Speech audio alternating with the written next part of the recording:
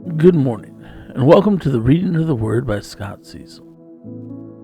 Today we're going to be reading the book of Genesis with the Message translation, and we're going to be reading Genesis chapter 2. Enjoy. Heaven and earth were finished, down to the last detail. By the seventh day, God had finished his work. On the seventh day, he rested from all his work. God blessed the seventh day.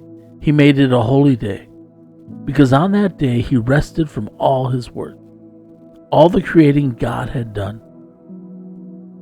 This is the story of how it all started, of heaven and earth when they were created. At the time God made earth and heaven, before any grasses or shrubs that sprouted from the ground, God hadn't yet sent rain on earth, nor was there anyone around to work the ground.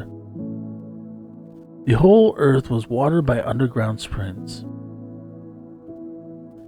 God formed man out of dirt from the ground and blew into his nostrils the breath of life. The man came alive, a living soul. Then God planted a garden in Eden in the east. He put the man he had just made in it.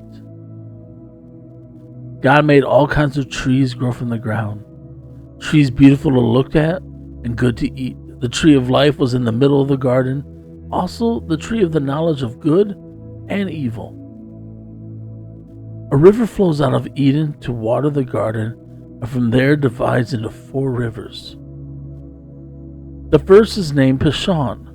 It flows through Havilah, where there is gold. The gold of this land is good. The land is also known for sweet-scented resin and the onyx stone. The second river is named Gihon. It flows through the land of Cush. The third river is named Hiddekel and flows east of Assyria. The fourth river is the Euphrates. God took the man and set him down in the Garden of Eden to work the ground and keep it in order. God commanded the man, "You can eat from any tree in the garden, except from the tree of knowledge of good and evil. Don't eat from it. The moment you eat from that tree, you're dead." God said, "It's not good for the man to be alone. I'll make him a helper, a companion." So God formed from the dirt of the ground all the animals of the field and all the birds of the air. He brought them to the man to see what he would name them. Whatever the man called each living creature, that was what its name was. The man named the cattle, named the birds of the air, named the wild animals, but he didn't find a suitable companion.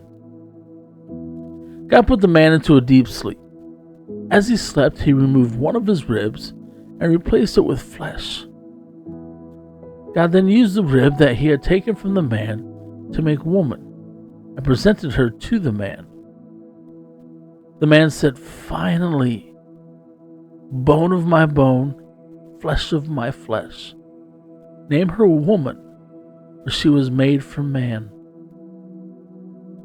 Therefore man leaves his father and mother and embraces his wife. They become one flesh. The two of them, the man and his wife, were naked, but they felt no shame. Thank you for joining me in reading of Genesis chapter 2. Please come back tomorrow as we begin Genesis chapter 3. Have a great rest of the day.